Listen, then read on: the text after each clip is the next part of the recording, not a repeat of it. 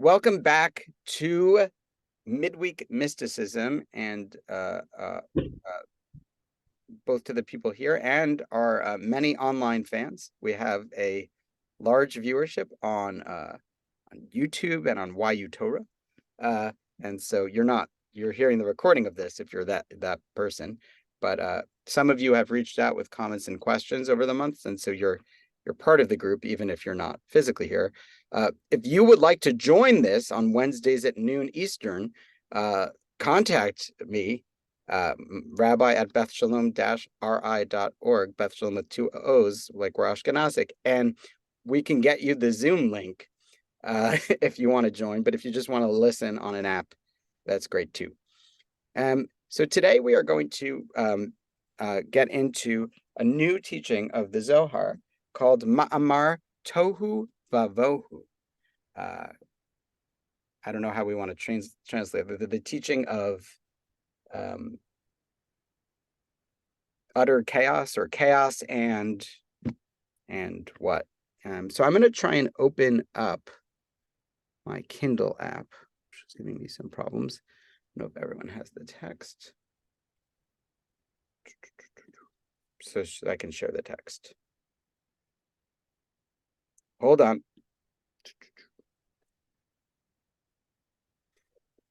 But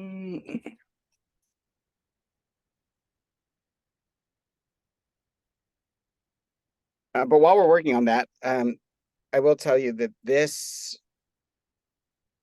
section of the Zohar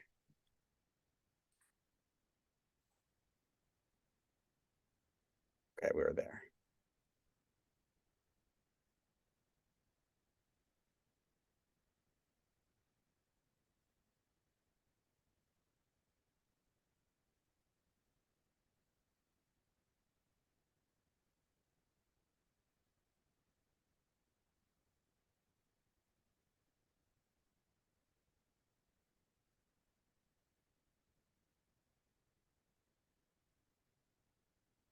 Great. Okay.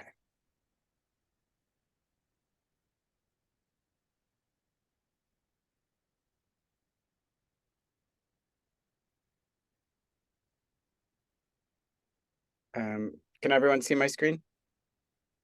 So this is a Shachianu moment, I believe. Obvious. I don't know if this is your first time studying Zohar, but it is Shachianu. And I will be sending you a chart we have all become familiar with. I wanted to do it before, but I didn't get to it, which is just of the Sfirot, which will be very helpful. But until then, it's coming. So we're up to a new section here, and we're going to deal with Breshit bara Elohim et hashamayim ve'et haaretz. We discussed that at the end of last year's class. Ve'haaretz haita tohu vavohu is what we're up to. And the earth was chaos and void in this Matt translation. The earth was tohu vavohu. Let's finish the verse. V'choshech al pnei tehom, and darkness on the face of the abyss. V'ruach Elohim merachefet al pnei hamayim, and the wind or spirit of God hovered over the face of the waters. So we have the earth as chaos and void. Okay. Haita daika was precisely. So here we enter into an extremely controversial comment. The earth was precisely previously. In other words, and this is elucidated by the Zohar in Parshat Breshit as well. So I'm building on a future section of Zohar I know about this. So if you ask, how do I know that this is the interpretation? The answer is from the future. Soon you'll be in the future. It's Parshat Breshit, 1:16a, not too far away from where we are. So you'll get there. Which is that the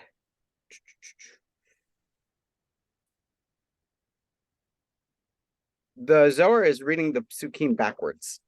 Reshit bara Elohim et hashamayim ve'et haaretz actually should be the second pasuk. And Va'aretz Haita Tohu Vavohu actually describes the state before creation. So that's what the Zohar means, was precisely previously. Both this verse should be previous, but previous to what? We're in the beginning. So previous to creation, the earth was formless and void. Okay, wait a second. Previous to creation, the earth was formless and void. What are we talking about here? Before creation, there was, what was before creation? It's like a trick question. What existed before anything existed? Someone please tell me. Why is no one responding?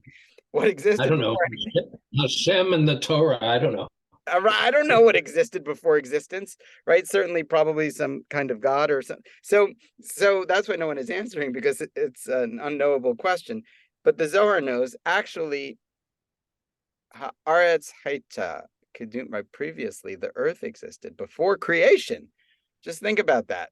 So I'll frame, there was a major debate about the eternity of the universe in Greek philosophy. People may or may not know about this debate. What was the universe? And I think many people, children, adults, ponder this, right? Did the universe or space-time or the multiverse, however complex you want existence to be, but did it always exist? Was there always something? Or was there ever a time before anything? And we presume that the Jewish view of it is in something called creation ex nihilo, that God created yesh me'ayin, something from nothing, that there was in fact time before space-time, and and God existed, as Adon Olam might have us believe in grand poetic form, right? Hu haya, he was, presumably that means before there was. The hu hovend is in our reality, but hu yeh, and will be even after there's anything, right? That's the idea of it, that God is eternal and we are mortal. Not just we, but everything created is finite and terminable, so, including existence itself. So, okay. So there was a big debate. Many Greek philosophers. Andy's not here with us yet. Professor Andy Pessin, when he's here, he can maybe shine some light on this topic in more detail. But the basics of it are that the Rambam was undecided about this question. He said, well, on the one hand, you have the view of many of the Greek philosophers that the universe is eternal. And on the other hand, you have what he calls Dat Moshe, he writes in the guide, the view of the religion of Moses. The Rambam writes as if he's the Rambam is obviously like a practitioner of the religion of Moses. So it's funny to describe it in these terms. And the presumed view of the Dat Moshe is that God created, and that God is not, the universe is not eternal, that the universe came into existence at a point in time, but namely time zero. But he said that if it would be conclusive, and since no one has proven that that's not possible, he's going to go with the religious view of things for now, writes the Rambam in the guide. I don't know if people have read this section of the guide to the perplexed before. It's one of the most interesting. He says, well, given a conflict between many Greek philosophers and the religion, and without any absolute proof of the view of the philosophers, no one really knows, I'll go with the religion for now, because why not? But should it be that someone proves that the universe was eternal, we would have to reinterpret all the things in the Torah as occurring in such a way that, when it says that God created, it doesn't mean that God created all of existence, but rather we'd have to recontextualize and reinterpret this passage as allowing for an eternal universe, that it always existed and always will exist, with no beginning, and presumably if there's no beginning, there's also no end. Okay, that's the Rambam and the Greek philosophers.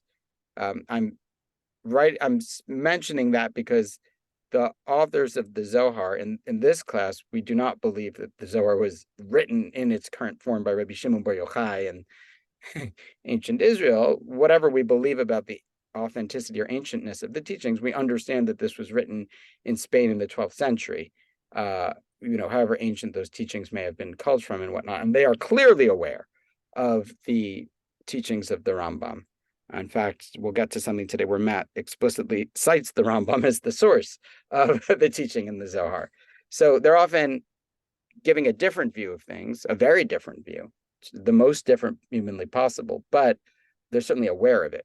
So was precisely previously, here they actually take a view that is against everything we thought we knew about Judaism, which is that something seems to have existed prior to Breshit bara Elohim. And of course, they're doing that for a few reasons. One is textual. If you read the verses, Breshit bara Elohim et hashamayim v'et haaretz v'haaretz hayta tohu vavohu correctly. So what's the incorrect way to read them? The incorrect way to read it probably is, in the beginning, God created the heavens and the earth. That's how most people think it starts. But Rashi points out, the second Rashi on Chumash, that Breshit is smichut, right? So it should be read not in the beginning God created the heavens and the earth, but rather, if you read it like Rashi wants to read it, and the Targum wants to read it, Breshit bara Elohim, in the beginning of God's creation of the heaven and the earth. Do you see the difference? In the beginning God created versus in the beginning of God's creation of the heaven and earth, when the earth was formless and void. When the earth was formless and void, not in the beginning God created and then the earth was formless and void. One way, the classic way to read it, in the beginning God created, then the earth is formless and void, as God creating the earth, but just the earth is a big mess, right? Whereas here, it's in the beginning of God's creation, everything was a big mess. So it's not describing a moment where creation happens, it's describing that when God went to create, things were a mess. So the Zohar actually seems to, where is it getting this idea from? It gets this idea from Rashi's reading, in my opinion. I did not see this in a footnote. I did not see it in a commentator. I'm always scared because the Zohar cursed anyone that says something about the Zohar that they didn't hear from a teacher. So here I am saying it, but hopefully the whatever. But I think it's clear. The Zohar is reading the verse like Rashi. In the beginning of God's creation, when the earth was formless and void, and they're just emphasizing with an exclamation point, was formless and void. Previously, precisely, it was Haita. Not the earth is formless and void, but rather the earth was in a past iteration of reality, in a time before time. So there's something else that's happening, and it's not about a reading of a verse or a response to Maimonidean attempts to incorporate the possibility, which they're also working to maybe incorporate here, that maybe things were eternal. And they're allowing for that view of the Greek philosophers to be true and not contradict mysticism. Let's say that Aristotle is right and the universe is eternal, says the Zohar. Fine, says this first thing. We have no problem with that. But there's also a mythological element here that's going to come into play. Are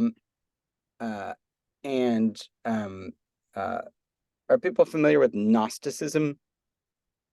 In general, what I will say about Gnosticism is an idea that there's like forces of good and forces of evil in the world, and there's a cosmic battle occurring at any moment. It's not a horrible teaching for the 10 days of repentance, where even, the basic sources say things like, the world stands in the balance between good and evil, and our act of, giving $18 to charity can swing the tide. That's not a fundraising pitch to everyone listening. It is, but it isn't. So the Gnostic kind of idea is that there's cosmic forces of evil, which the cosmic forces of good are always seeking to overcome. It's like, Harry Potter, and it's like every movie, and like this is an easy cultural theme to go with, and it's present in the Dead Sea Scrolls and the Sons of Darkness and the Sons of Light, and it's present certainly in Zoroastrian thinking and lots of mythical thinking in many different cultures and religions. So here the Zohar is going to, and why? Because it resonates deeply, I think, in the human psyche. There's like a fear and a doubt. Okay. Enough of my characterization of the teaching. Let's get into the teaching now. So what was? Snow in water. Okay. We've got a metaphor here. We're going to abandon the metaphor very quickly, but stick with the metaphor. So Tohu and Vohu, v'choshech. We've got chaos, Tohu, and void, Bohu, and darkness. We've got three different descriptors: Tohu, Bohu, and Choshech on the face of the abyss. And then Ruach Elohim merachevet al pnei hamayim, the Spirit of God hovers over the waters. Hovers like a bird. That's also an image, right, of God hovering like a bird over the water. You can picture a bird flying low over the water and skimming the surface. It's a really beautiful image for God at the beginning of creation. And the Zohar is going to do a few things. It's going to chronologize, not in time, but in mythical time.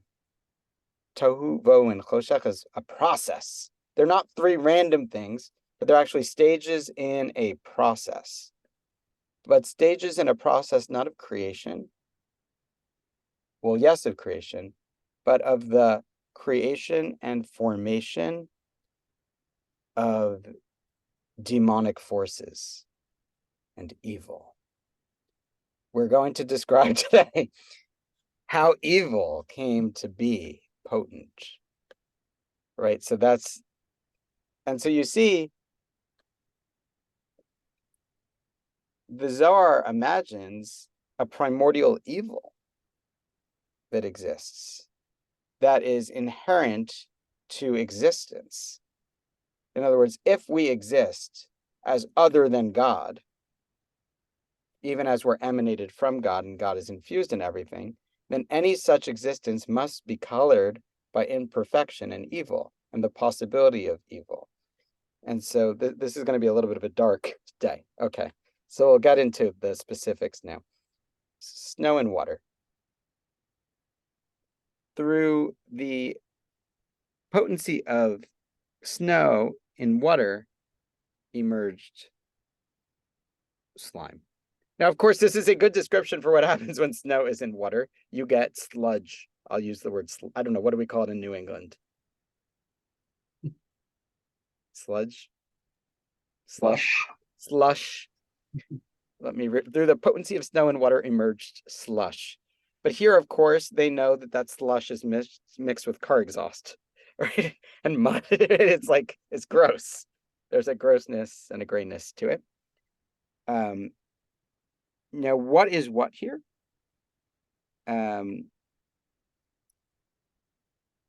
So you should know that snow, as Matt notes in his note, and it's worth seeing note, I don't know, what note is this? 75, if you have the edition. Here, the Zohar indicates that Shechina, known as earth, Shechina is the indwelling presence of God, present in our reality, the lowest, most earthly sphera, was originally in a chaotic state before Tohu, matter, and Bohu, form, emerged from her. This process, described in the following lines, produces the demonic realm.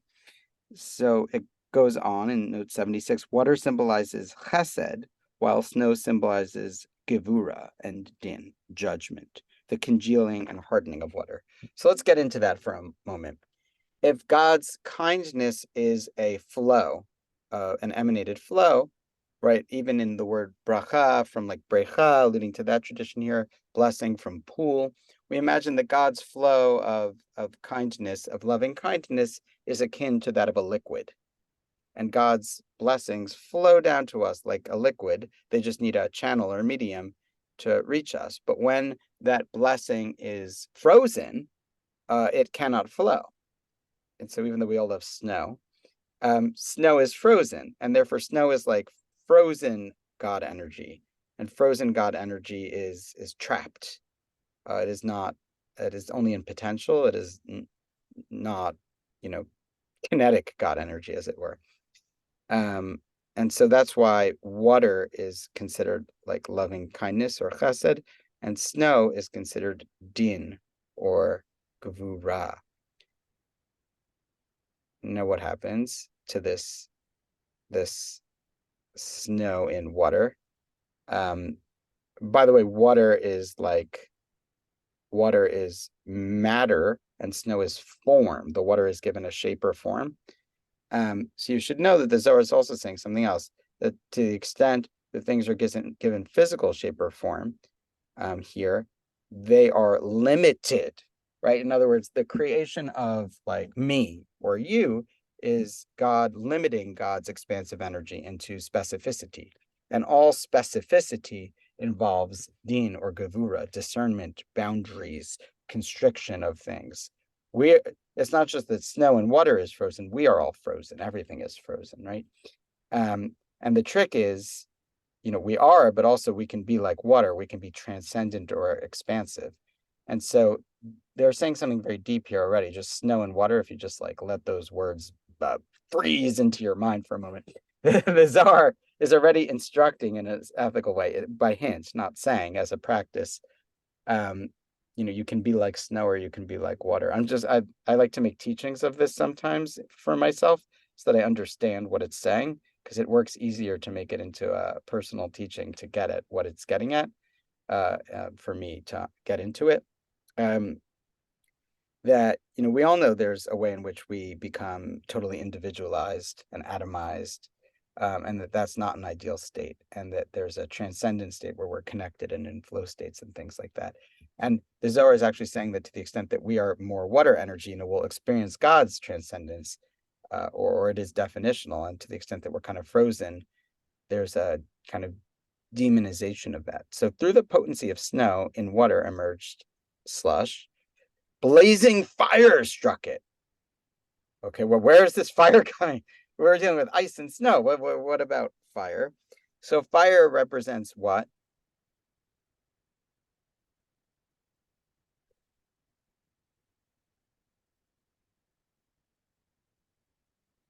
Well, maybe I'll just read it first, and then we'll go back. Let me read the myth. Snow and water. Through the potency of snow and water emerged slush. Blazing fire struck it. Refuse came to be, and Tohu, chaos, was produced. Abode of slime, nest of refuse. Vavohu, and void, sifted from refuse, settling upon it.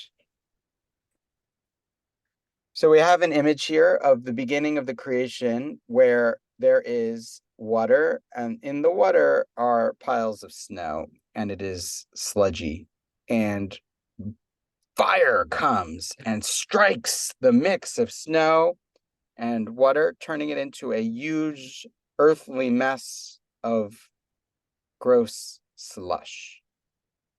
And then in this earth of slush from the snow, water, fire, refuse sifts.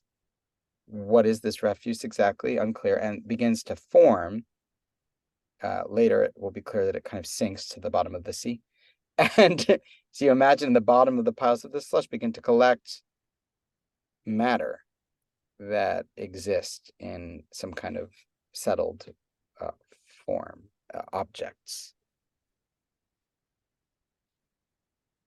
Okay, let me pause here.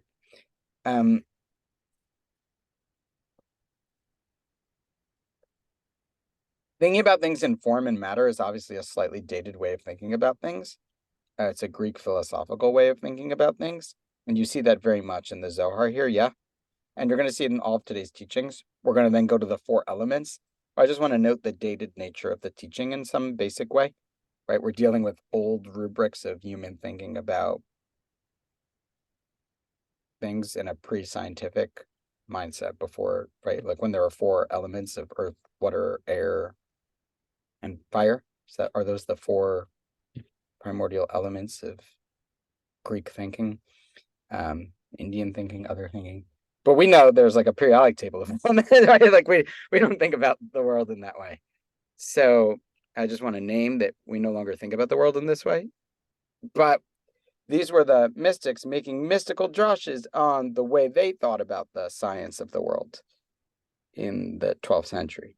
So we can take from it, but I think that contextualization is useful. Here, you should also know the teaching of the Bahir, an earlier mystical text, right? That Tohu is emptiness and Bohu are things in it. That's one of the most famous teachings of the Bahir, that there's primordial evil matter and Bohu. Tohu is emptiness and Bohu is like, it is in it. Bohu, it is in it. So they imagine that to be matter, Tohu, stuff, and form, Bohu, the matter collected. Okay. Pause. Comments, questions. Where are we here? We're in the beginning of creation, and we've got this chaos. Chaos is, of course, disordered.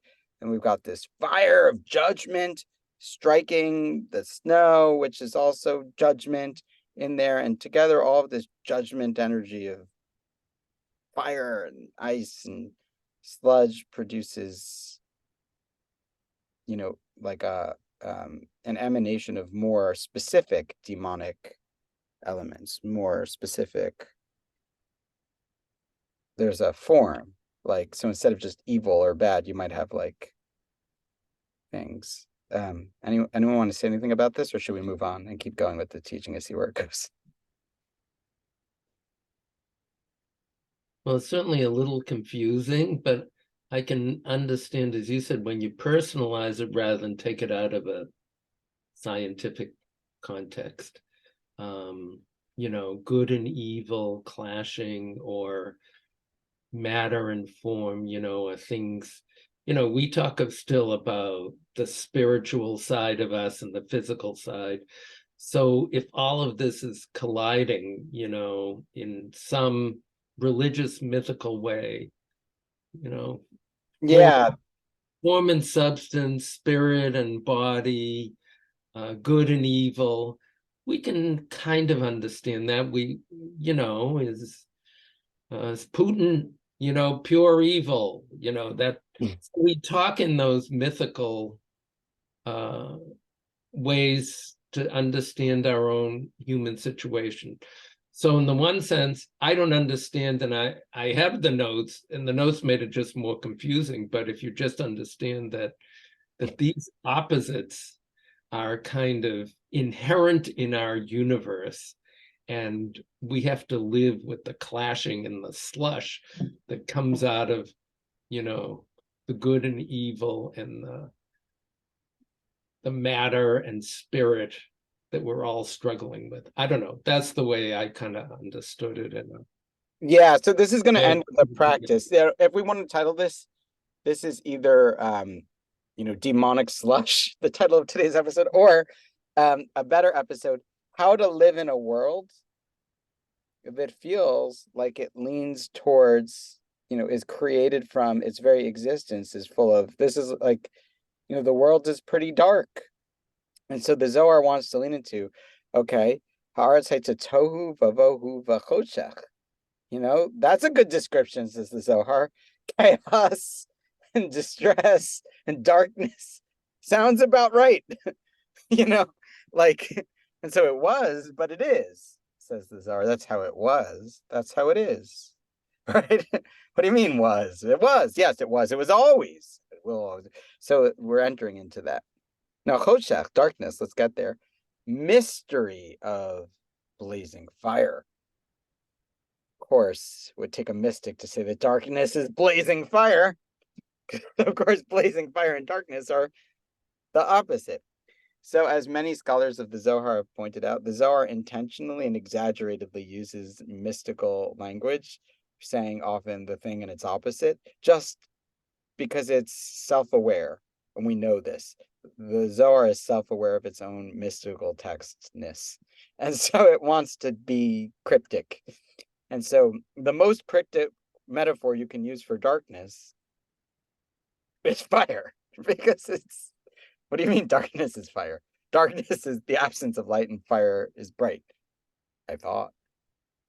Well, it turns out that to the extent that fire is an element, there are huge debates in the Greek philosophers about what fire is. Plato imagined that fire was a tetrahedron of triangles. And you know, 'cause if you don't know what fire, if you don't understand combustion, what is this fire? It's kind of bizarre, right? And like, what is it exactly? And so there wasn't an understanding of the element of fire. That fire, Plato, Aristotle kind of rejected the geometric understanding of the elements. Well, I'm not going to rehash everything I took in college about Greek philosophy, especially when hopefully Andy Peston will join us. I wish he was here today because he could help us through some of this. But the there was an understanding that fire didn't necessarily have to be shining. There were certain fires that were like transparent, but not bright, if that makes sense. It doesn't make sense, doesn't have to make sense, but at an elemental level, like fundamentally, what is fire? But not even darkness, mystery of the blazing fire is because fire represents, oh, they even quoted here in the note. Yeah, they quote Maimonides. The elemental fire was designated by this term darkness because it is not luminous, but only transparent. I was going to quote the Greeks, but they quote the Rambam quoting the Greeks, right? So you imagine they understood fire as being possibly transparent, but not luminous at its root level. Okay, but let's back big picture. So we've got the fire, and we already had the appearance of the fire, yes? The fire just appeared, the blazing fire. Remember that? Blazing fire struck the snow and the ice. So that's darkness, right? That's where darkness enters in. Because of course, darkness here doesn't mean literal darkness. Darkness is a kind of everything we think about darkness, evil or judgment, mystery of the blazing fire. Let's replace darkness as thinking about the absence of light for a moment with like dark forces. Okay, dark forces could be fiery, you know? I'm going to call it dark forces instead of darkness to help us. Sounds better. Dark forces, mystery of blazing fire, the ones that just created the sludge. Those dark forces cover Tohu over the refuse, and thereby it is empowered. So imagine, you know, like moisture helps hurricanes develop or something. Imagine a universe in which there are dark forces of spiritual energy which feed the refuse, which has at the bottom, you know, some of its evil settling into form as it sifts into, and it kind of accumulates there. Viruach Elohim, but, so they would read it like the as a but here. So the can be and or but, and in this pasuk, the Zohar is reading Viruach Elohim as but. So Haaretz hayta tohu vavohu v'choshech al pnei tehom. The land was previously, before time, chaos and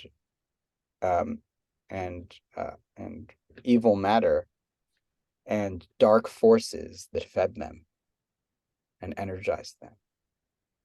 But the Spirit of God, hovered over the waters. So now we enter the not the evil, but the good side, the forces of light and God. Notice here, God is in a battle. God is not, as opposed to like in charge. And a wind of God or Spirit of God, Ruach Kudsha, a Holy Spirit, emerging from the living God, hovering over the face of the waters. Once this wind blew, one fine film clarified from that refuse like filthy froth flying off, clarified, refined again and again, till that filth is left lacking any filth at all. So was Tohu clarified and refined, from it emerging a great mighty wind, splitting mountains and shattering rocks, the one seen by Elijah. Huh? Okay, so we've got another metaphor now, the metaphor of the refinement of metal, a favorite of the Zohar. We've been here before. We'll be here again. Has anyone ever seen metal being refined? Okay, I started watching some videos of it sometimes because of the Zohar. You know, you could check YouTube there, like whatever if you want to see. But imagine here an ocean and so first of all, I would just want to note maybe they're looking at the ocean when they're doing this teaching. The Zohar, they're always outside. Melila, that Eschner tells us they were always outside, inspired by nature. I don't want to say what they were using or not using, but the point is they're looking at the ocean and they're seeing a spiritual teaching, trying to contemplate creation while staring at the ocean. And what do they see? How do I know what they saw? I don't know. I'm recreating it. This is a supposition, but I think it's real. It's like evolutionary biology of the Zohar. So they see the wind blowing the waves. And what happens when it's a particularly windy day and the wind is strong and it blows waves? What happens to the crest of the wave and the wind? Anyone go to the beach recently when the hurricane passed near? Or just me? I love weather. So there's spray that comes off the waves when it's windy and they're really big waves, right? The top of the waves spray. There's like a spray of foam and it collects as a kind of foam. So I imagine they're seeing that and they're thinking, Ruach Elohim merachefet al pnei hamayim. And so we get this, and immediately they start thinking that looks like what it looks like when you refine metal. I mean, imagine that God's spray of the water, the wind of God blowing over the water, is actually creating a fine film, like a foam, or like someone refining metal and taking impurities out of the metal slowly, like bit by bit, like filthy froth flying off. Later, the mystics would somehow associate like the stuff on the top of your chicken soup as this as well, and it became like filled with demons or things. But anything that kind of looks like this. But the idea is of refinement. So God, is in battle, but God here is not in like Zeus with a lightning bolt defeating evil. But what is God's strategy for defeating evil? It's like a gradual purification, slowly filtering, refining, iterating again and again. Right? They're noting this. And of course, they're not only interested in creation, they're interested in our own process. What is the process by which we deal with the inherent evil present in us and the things we cause? Right? In the Yom Kippur liturgy, you see this pretty strongly because they talk about in Ne'ilah, like, let us stop the Oshek Yadenu, the oppression of our hands. Like our hands, I think it's the most stunning liturgy term. Our hands cause oppression. Oshek Yadenu. Oshek is like a worker crime, like what's Oshek? It's like how we want to define Oshek. In the Torah, it's like when you abuse workers' rights, right? It's like Amazon or something. We're gonna get sued now. Anyway, so but like, you know what I'm saying? Oshek Yadenu. So that they say, let us stop the Oshek Yadenu in the Ne'ilah liturgy. Does anyone remember the exact phrase?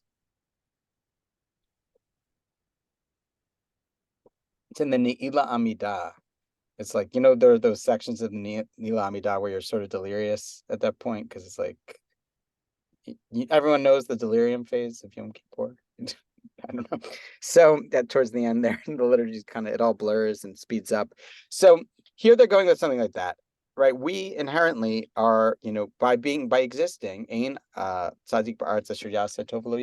one is immune from causing damage. No, there's no righteous person in the world, says Kohel, that does good and doesn't sin. And so, what should we do with the fact that part of existing is, is our own human failings, but it's climate change, is all of it. Like existence is complicated and fraught. What should we do with this? Asked the Zohar. It's a very serious question. existence. Oh, existence, says the Zohar here. Existence is really bad because is it so good to exist? Because look at all the destruction we cause just by existing. This is a major question. Like some people don't have children because they are concerned with these sorts of impulses that the Zohar is not avoiding but is confronting here. So, okay, so God clarifies, like filthy, froth flying off, clarified, refined again and again, till that filth is lacking any filth at all. In other words, God is able to clarify totally. So was Tohu clarified and refined, from it emerging a great mighty wind. Right? So what happens as this sea of chaos with settled evil in it is clarified, and instead, the stuff that might form the Vavohu is instead kind of blown off with this purifying holy wind. Well, the wind becomes like stronger, right? Imagine this is a storm. It's like a sea wind, yeah? Mighty wind, splitting mountains and shattering rocks. It hits land. The wind over the sea hits the land. It is a description of a storm, the one seen by Elijah. And now we are going to do a Zohar mapping exercise, everyone. Zohar mapping exercises are some of my favorite mapping exercises. It is where we take one section of the Tanakh with a specific number of terms and another section of Tanakh with a specific number of unrelated terms. And we play the game of let's match the terms, interpose the teachings, and see what happens. So we are going to take the famous case of Elijah and the wind. Anyone remember this story? People remember, the punchline of the Kol Mama Daka, the still small voice. It's among the most famous phrases. Yeah, so we're going to go right to there. So now let us leave for a moment the chaos of creation and enter Elijah's world. Okay. Well, we're going to get there. Okay, so Vavohu was clarified and refined. Right, and how is it clarified and refined? Again, because the stuff in the water that forms the evil matter, imagine them to be demons if you want, or imagine them to be us. It's all the same. Any of the matter is evil matter here. This is kind of, and is blown away, right? The matter that would settle and form is instead blown away. From it emerging an earthquake. What, an earthquake? What do you mean? How do we cause an earthquake? Well, as it is written, after the wind, the wind, what wind? Well, at first it was Ruach Elohim, the wind of God in Breshit. So in Elijah, after the wind was an earthquake. I think we need to look at that verse. Yeah, we need to go to the verse in Elijah. So I'm going to stop share here and go to 1 Kings chapter 19. That's okay.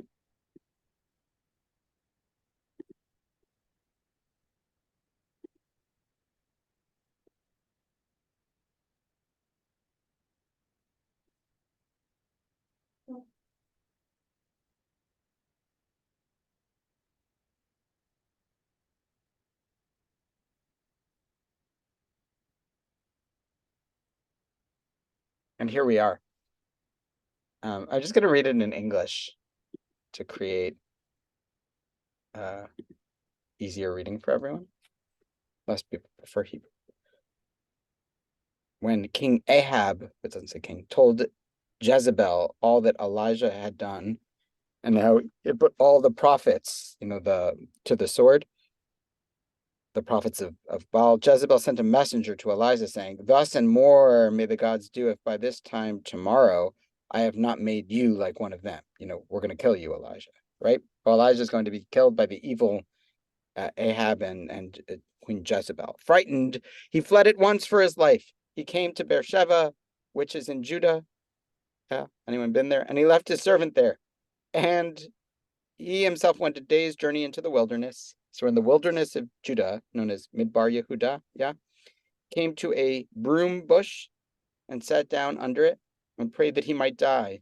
"Enough," he cried. "Now, O Eternal One, take my life, for I am no better than my predecessors." He lay down and fell asleep under a broom bush. Suddenly an angel touched him and said to him, "Arise and eat." So he's like depressed and suicidal.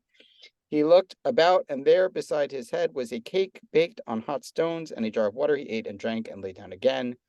The angel of God came a second time and touched him and said, "Arise and eat, or the journey will be too much for you." He rose and ate and drank, because when angels tell you to do things, you listen. And with the strength from that meal, he walked 40 days and 40 nights as far as the mountain of God at Horeb. There he went into a cave, and there he spent the night. This cave will become important. Now, who else went into a cave? Rabbi Shimon Bar Yochai, the putative author of the Zohar, spent time in a cave. And so we imagine a time warp here of creation to Elijah, of cave to cave. Then the word of God came to him. "Why are you here, Elijah?" Which of course sounds as existential as like, why are you in this cave? And he replied, "I am moved by zeal for the eternal, the God of hosts. For the Israelites have forsaken your covenant, torn down your altars, and put your prophets to the sword," right? The king, the queen, they're all corrupt. The government is corrupt. Sound familiar? The government of Israel is corrupt. I alone am left, and they're out to take my life. "Come out," he called, "and stand on the mountain before God." Out of your cave, no hiding. And so he comes out of the cave, and lo, God passed by like Moses, right? There was a great and mighty wind, splitting mountains and shattering rocks by God's power. That, of course, is the same wind, the Zohar imagines, that blew over the face of the water to eliminate evil. Because what is Elijah confronting? Evil government. He's alone. The world is corrupt. He wants to just die or hide in a cave. Right? He's confronting the very same thing we confront when we confront the fact that existence is filled with challenge and difficulty and chaos and worse. It's chaos and it's demons. So Elijah is confronting that too. And by the way, so is Yonah, right? In the Zohar's mind, they're confronting existential questions. So there was a great and mighty wind, splitting mountains and shattering rocks by God's power. The wind that blew off the sea of creation, straight into Elijah's story. But God was not in the wind. After the wind, an earthquake, but God was not in the earthquake. After the earthquake, fire, but God was not in the fire. And after the fire, a soft murmuring sound, a kol tmama daka. When Elijah heard it, he wrapped his mantle about his face and went out and stood at the entrance of the cave. Then a voice addressed him. "Why are you here, Elijah?" He answered, "I am moved by zeal for the eternal, the God of hosts. For the Israelites have forsaken your covenant, torn down your altars, and have put your prophets to the sword. I alone am left, and they are out to take my life." God said to him, "Go back the way you came, and on the wilderness of Damascus, when you get there, anoint Hazael as king of Aram." So Elijah here is moved from existential despair and suicidal isolation to action, right? How he can change the situation and be empowered to refine through this ecstatic mystical experience where he encounters the wind of God, an earthquake, and then fire, and then silence, or a very small sound. So next time we are going to discuss how Tohu, Vavohu, and Choshech correspond to earthquake, fire, and whatnot, how this all transposes, and what it means that God is in or not in these things. As I know we're like mid-teaching of a really cryptic teaching, so like noting you won't leave this class like with any certainty about much, but next week we're going to continue. We'll probably finish this teaching next week, and then we'll be able to make some sense of it. So you see where we're going to go here and what we're going to do, and you can kind of think about this. But the big question we're addressing, just to frame it, is a really important one of like, how did evil come to be? But more importantly than how evil came to be, the Zohar is most interested in what do we do in the face of sometimes seemingly insurmountable evil, or primordial forces of darkness that are everywhere. So with that, I wanted to, I guess, what time is it? I think I can't tell my clock, but it might be time. So I want to wish everyone a Gemar Chatima Tova. Maybe this is an apropos teaching for right before, in between Rosh Hashanah and Yom Kippur. I hope I haven't left everyone in despair. But Avi, congratulations on your first Zohar class. Alan, welcome you. back. And Rabbi Confer, it's so good to have you with us. And we'll have, I know, Peter and Joseph and maybe Andy joining us too next week. So the class, for some reason, all male to date, will grow, and we'll keep going. Any final comments or questions? I always, if you do this, you have to leave. So we'll leave actually. Anyone just and maybe if anyone ever, encourage anyone to just say, are you thinking about anything? What questions do you have? Are you just confused? Is anything speaking here? Go In the around. face of evil, am I hiding in a cave or coming out of a cave? Or is this what I have to Right. pay for? That's what you're thinking about. That's what I'm thinking about, yeah. Alan, anything you want to say? No, I want to thank you for your kind words. Rabbi Confer, any final words? No, also like Avi, I'm just thinking about how I can transform this into struggles that we all have between good and evil and form and matter and spirit and body and all the opposites that they're trying to fit together. Yeah. Something to think about in the 24 plus hours on Sunday and Monday. Yes, this is food for thought for Yom Kippur. I didn't plan it that way. So next time we'll finish the Ma'amar Tohu Vavohu, and then after that we get to Breshit, something a little more, inspiring and cheery. But actually, it's good to deal with the difficult stuff. That's anything can be rosy and peachy. So, thank you all, and glad we're started again. Thank you. Okay, thank you.